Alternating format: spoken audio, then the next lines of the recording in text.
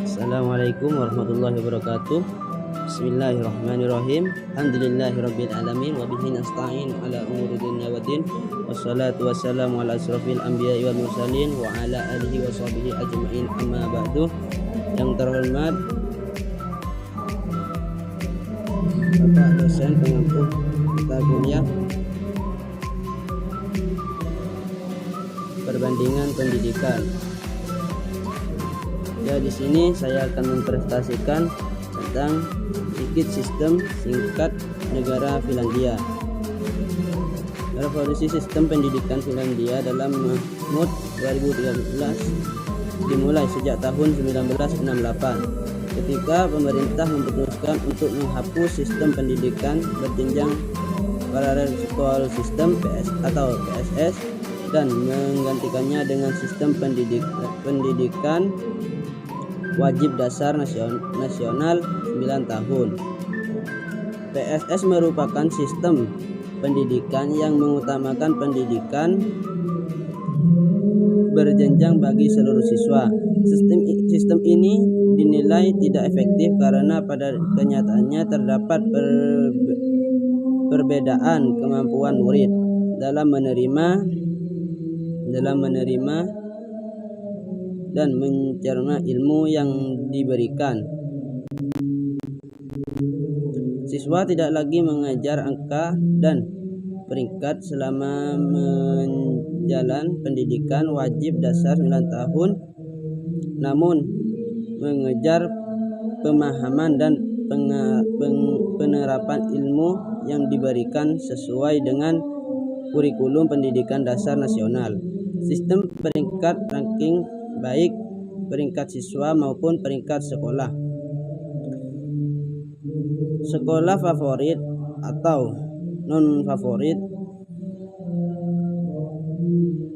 serta sistem evolusi ujian nasional untuk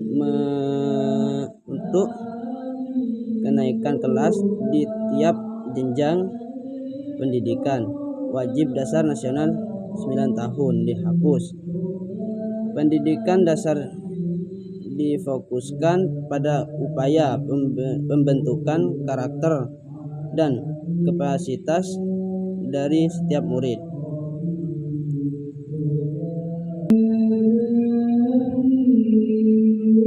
Sistem pendidikan di Finlandia memiliki tujuan utama untuk mewujudkan high level educator for all. Guru di Finlandia harus memiliki gelar master dan manajer dengan menggunakan berbagai metode pembelajaran kooperatif. Finlandia sangat menghargai hasil kerja para guru, sehingga gaji guru di Finlandia lebih dari 40 juta per bulan. Pendidikan di Finlandia jarang mengganti kurikulum pendidikan. Perencanaan kurikulum adalah tanggung jawab guru.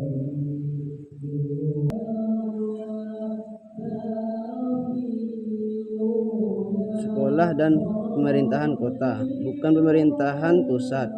Peserta pendidik di Finlandia memiliki jam belajar yang relatif singkat di sekolah. Mereka tidak dibebani dengan banyak pekerjaan rumah. Ujian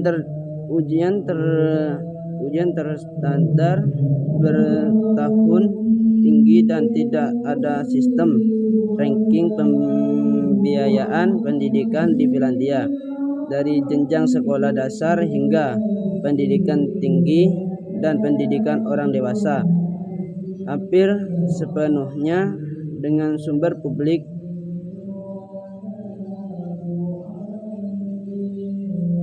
Dalam sistem pendidikan global terdapat grant yang berfungsi sebagai acuan bagi setiap negara dalam menjalankan sistem pendidikan. Grant berfungsi untuk mengukur tingkat keberhasilan sistem pendidikan di satu negara.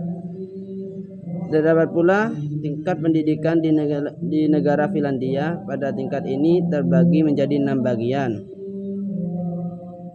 Menurut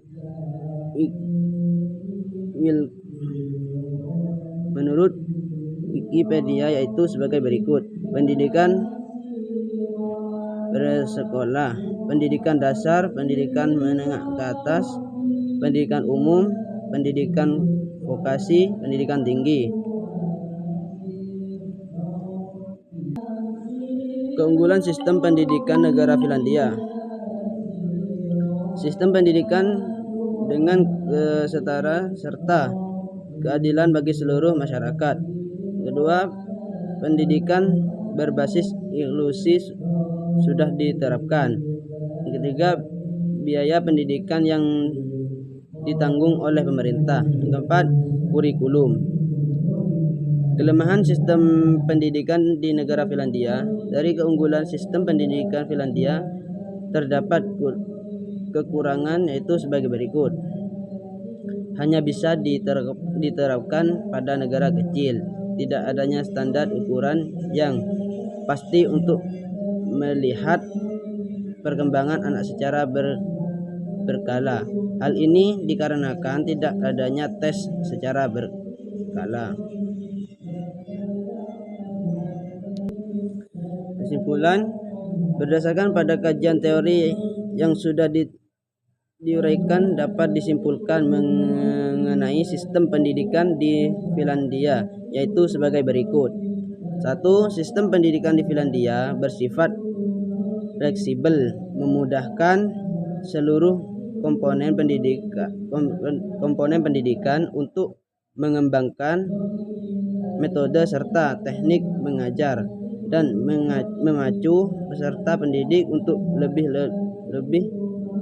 leluasa dalam memahami pengetahuan. Yang kedua,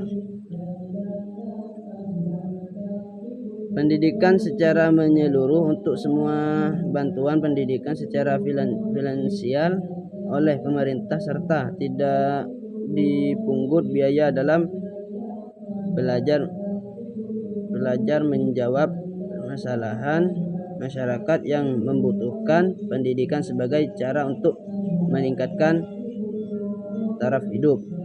Yang ketiga, pendidikan berbasis inklusi.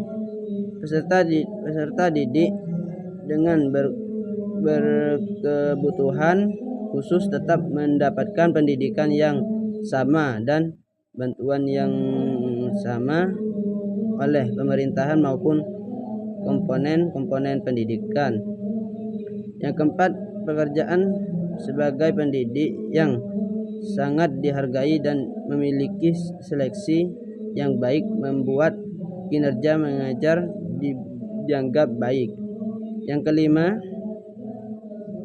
tekanan dengan hasil riset yang banyak dilakukan oleh peserta didik serta komponen lainnya membuat pengetahuan selalu mengalami perkembangan. Ya, cukup sekian presentasi dari saya. Wassalamualaikum warahmatullahi wabarakatuh.